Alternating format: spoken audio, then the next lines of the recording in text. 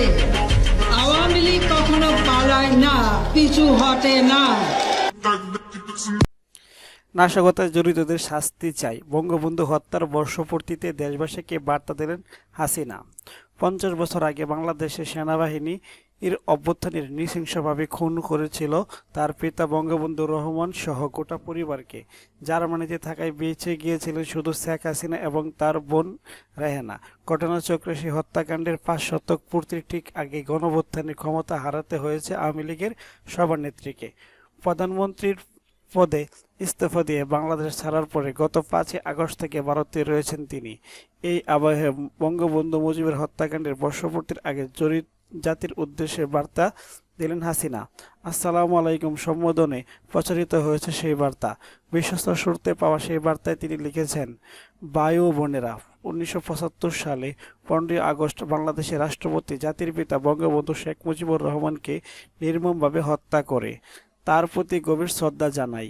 একই সঙ্গে আমার মা বেগম ফজিলাতুন্নেছা, আমার 3 ভাই মুক্তিযোদ্ধা ক্যাপ্টেন শেখ কামাল, মুক্তিযোদ্ধা লেফটেন্যান্ট শেখ জামাল কামাল ও জামালের নবপরিণীতা বধূ সুলতানা কামাল ও রুজি জালাল, আমার ছোট ভাই যার বয়স মাত্র 10 বছর ছিল শেখ রাসেলকে নির্মমভাবে হত্যা করে, আমার একমাত্র চাচা মুক্তিযোদ্ধা পঙ্গু শেখ নাসের, রাষ্ট্রপতি military secretary brigadier Jamil Uddin, police officer Siddiqur রহমানকে নির্মমভাবে হত্যা করে।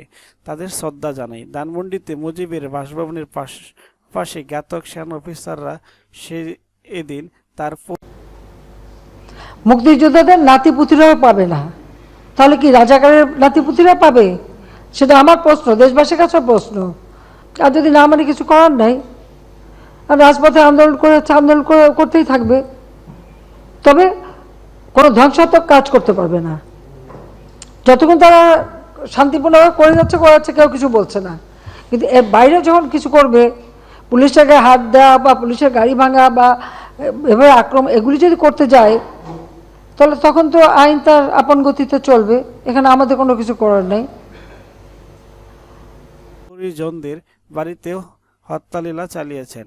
সেই প্রসঙ্গে হাসিনা লিখেছেন, মুক্তিযোদ্ধা শেখ ফজলুল হক মনি ও তার অন্তঃসত্ত্বা স্ত্রী আরজুমনি, কৃষিমন্ত্রী মুক্তিযোদ্ধা আব্দুর রব সানিয়াবাদ, তার 10 বছরের ছেলে আরিফ ও 13 বছরের মেয়ে বেবি, 4 বছরের নাতি সুকান্ত, ভাইয়ের ছেলে মুক্তিযোদ্ধা সাংবাদিক শহীদ সারনিয়াবাদ, ভাগ্নে লেন্টু সহ অন্যান্য অনেককে নির্মমভাবে হত্যা করে। 15 আগস্ট যারা শাহাদাত বরণ করেছেন তাদের সকলের আত্মার মাগফিরাত কামনা করছি এবং শহীদদের প্রতি আমার শ্রদ্ধা জ্ঞাপন করছি। এরপরে হাসিনা বার্তা এসেছে সাম্প্রতিক অস্থিরতা এবং ক্ষমতা পালাবদলের ঘটনা।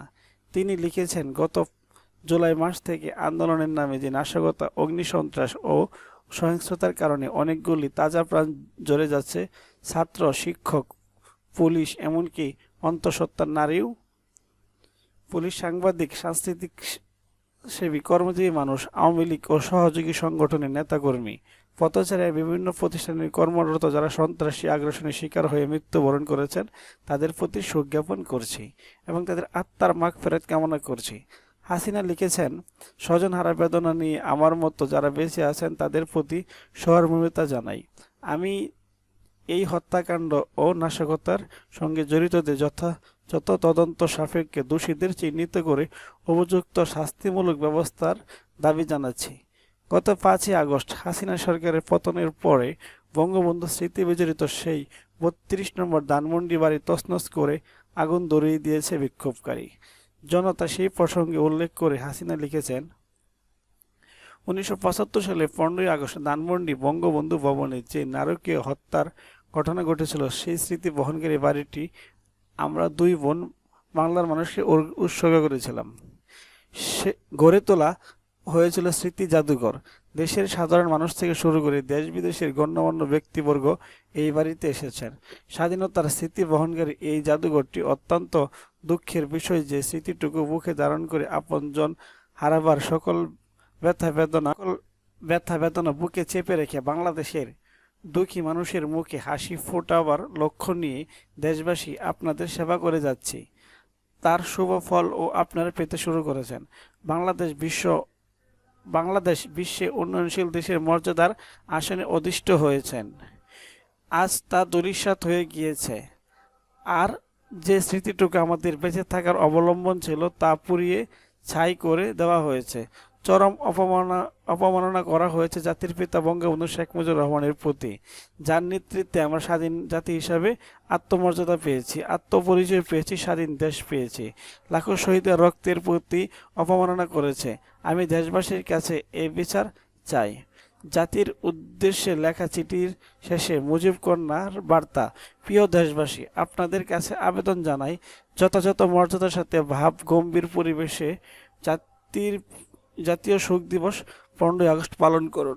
বঙ্গবন্ধু ভবনে পুষ্পমালা অর্পণ ও দোয়া মোনাজাত করে সকলের আত্মার মাগফিরাত কামনা করুন। মহান আল্লাহ রাব্বুল আলামিন বাংলাদেশের মানুষের মঙ্গল করুক। খোদা হাফেজ। জয় বাংলা, জয় বঙ্গবন্ধু।